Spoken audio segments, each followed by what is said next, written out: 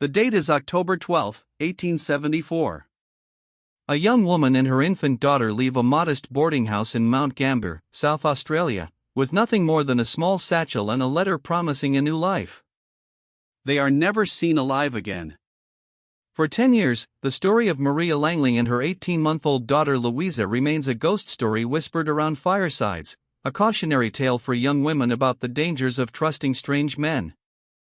Then, in 1884, a drover stumbled upon something that would transform a local mystery into a national obsession, something that forced the colonial government to confront a horror it desperately wanted to forget.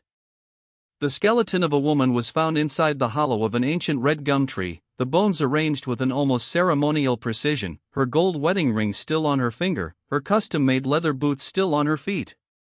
Nearby, the tiny bones of a child. For the next 34 years, those bones would sit as evidence in a police station, the subject of a manhunt that spanned continents and a mystery that would eventually lead to a secret burial ordered by a terrified premier. This is the story of the Langley women, a crime at the heart of Australia's forgotten frontier, and the long, haunting silence that followed. The colony of Victoria in the 1870s was a land of opportunity, a place where a person could reinvent themselves, escape a checkered past, and carve a fortune from the soil. The gold rushes of the previous decades had built grand cities and made many men wealthy beyond their wildest dreams, but they had also created a lawless, restless frontier. The promise of free land under legislation like the 1869 Land Act drew people from all over the world, a tide of hopeful settlers pushing into the territories of the indigenous peoples. But there was a dark underbelly to this progress. The frontier was a dangerous place, not just because of the harshness of the land, but because of the people who inhabited it. Desperate men, former convicts, and drifters saw the isolation of the bush as the perfect environment for preying on the vulnerable. Reports of disappearances were common, though rarely investigated with any zeal unless the victim was wealthy or well-connected. For a poor woman, traveling alone with a child, the frontier offered nothing but peril. Maria Langley was a young woman born into a world where a woman's fortune was almost entirely contingent on her relationship with a man. Her story begins like many others of the era, a promising romance that soured. She had fallen for a baker in Mount Gambier, a man who swept her off her feet with promises of a future together. But when she found herself pregnant, the baker vanished, leaving her to face the scandal and shame alone. In those days, an unmarried mother was a social pariah, her prospects for a respectable life all but destroyed.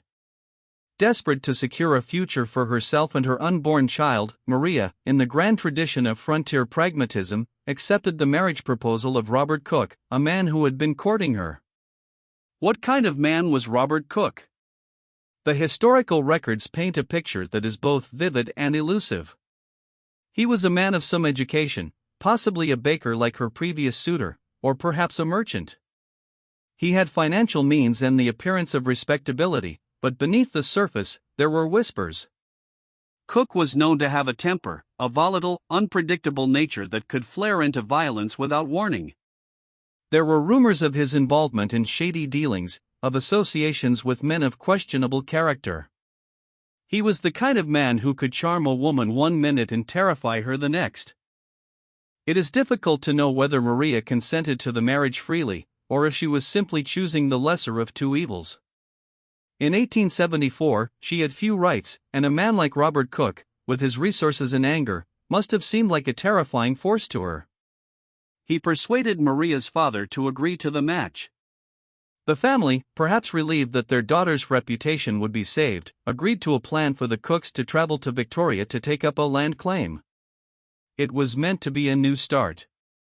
The morning of October 12, 1874, Maria and Louisa left their boarding house. They were to meet Robert Cook for the journey to the Wimmera region, a vast agricultural frontier known for its rich soil and big skies. Maria must have been filled with a complex mixture of dread and hope. Perhaps she believed, against all evidence, that this move would finally change her husband's temper. Perhaps she was simply resigned to her fate, focusing her love and attention on her daughter, Louisa, the one good thing in her life. It was the last time anyone would ever see them alive. What happened next is a void where history should be. No screams were heard. No one saw them board the wagon or the coach. For years, the family waited, hoping against hope that they had simply found a new life and chosen to cut ties.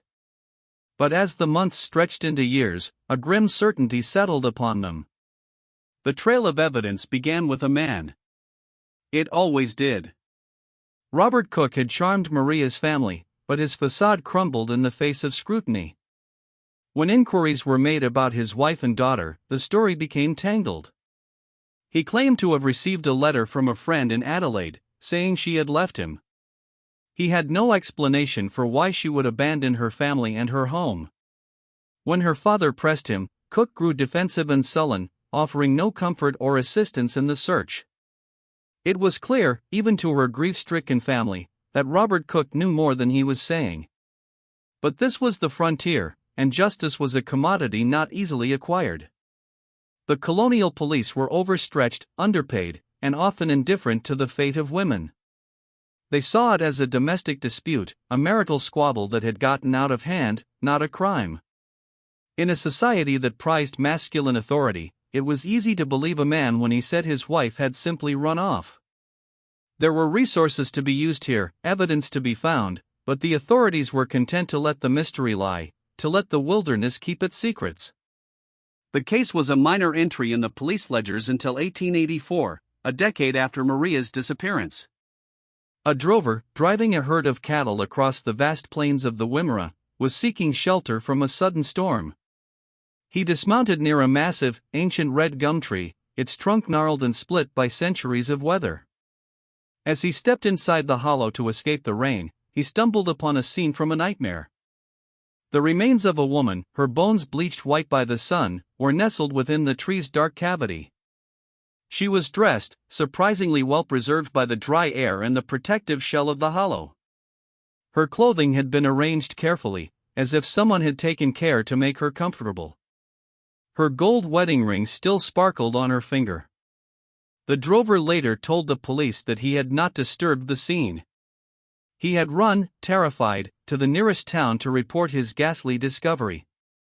What they found near the woman's remains has haunted historians for over a century. The skeleton of a child, barely 18 months old, lay scattered in a corner of the hollow. Louisa. It was a discovery that seemed to prove the very worst fears of the family. The woman had not abandoned her child, she had died with her. The news of the discovery sent shockwaves through the small communities of the region.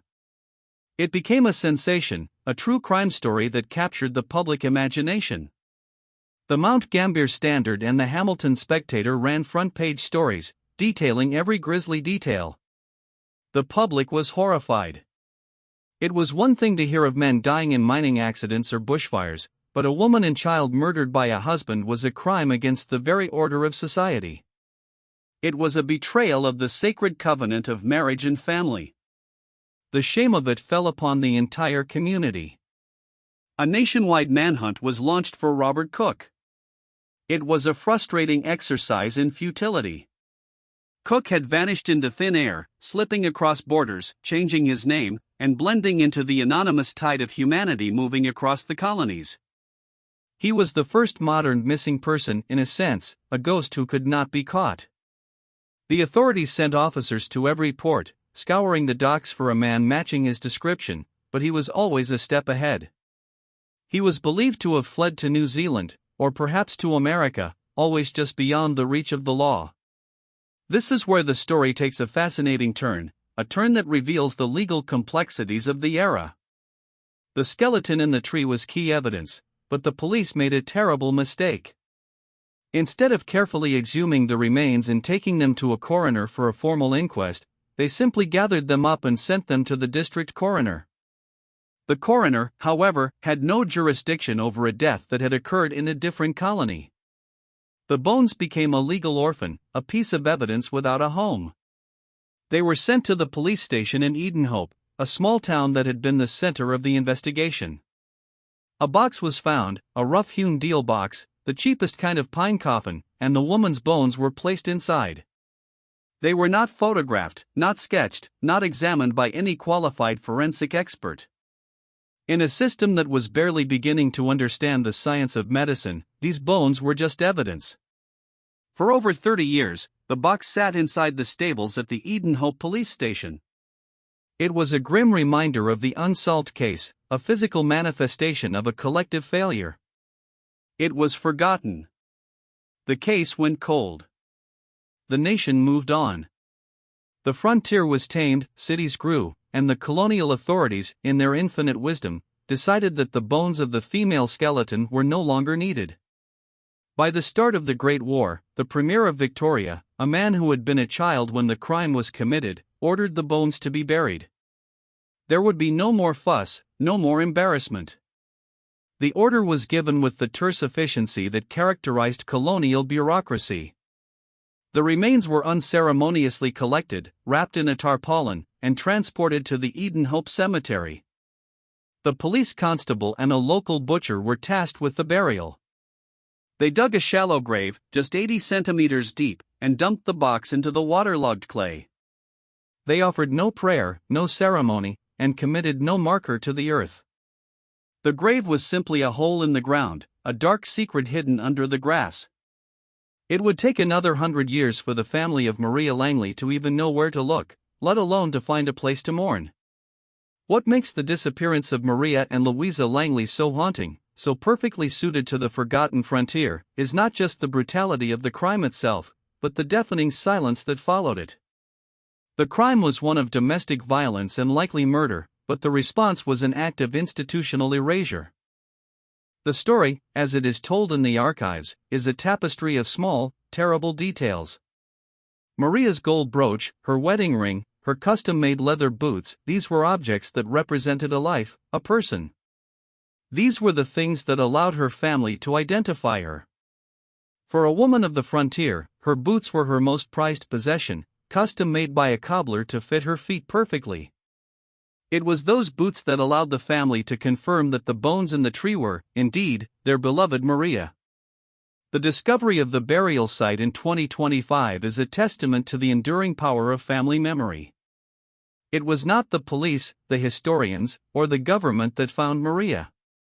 It was her family, driven by a decades-long quest for closure. This is the final, poignant irony of the story. The family that Robert Cook tried to erase proved to be the one that would not let him succeed. The story of the vanishing of the Langley women is also the story of how a young nation treated the most vulnerable. It is a story about the failure of the legal system, the casual misogyny of the time, and the ease with which the powerful could commit terrible acts without fear of consequence. Robert Cook was never caught. He lived out his life, free from the punishment he deserved, while his wife and child mouldered in a forgotten grave in a forgotten cemetery. The search for Robert Cook reveals a deeper, more haunting truth, that in this era, the colonial governments were more concerned with silencing inconvenient truths than with solving them. The order to bury the remains in a secret, unmarked grave was not about ceremony, but about control. It was an attempt to make the problem disappear. It reflects a broader colonial pattern, a determination to bury the inconvenient histories of the frontier in a shallow, unmarked grave. For the family, the discovery of the grave is a kind of epilogue, a way to finally lay the past to rest. But for history, it is a reminder that the stories of the vanished women of the frontier, the hidden victims of the forgotten frontier, are not just a matter of the past, they are a wound that has never fully healed. The questions still linger. What drove Robert Cook to murder his wife and child? Was it jealousy, rage, or simply a desire for freedom? What happened on that dusty road between Mount Gambier and the Wimmera? Did Maria fight for her life? Did she beg for her child? The silence of the trees and the red dirt will never fully tell us. Today, a small white cross marks the spot in the Eden Hope Cemetery where the remains of Maria and Louisa are believed to rest. But even as they place their flowers and offer their prayers, the family knows that the ghost of Robert Cook still walks among the gum trees. A reminder that on the forgotten frontier, justice is often a promise that is never kept. And the question that hangs in the air is the same one that has haunted the family for over 150 years. When will we ever really know what happened to them?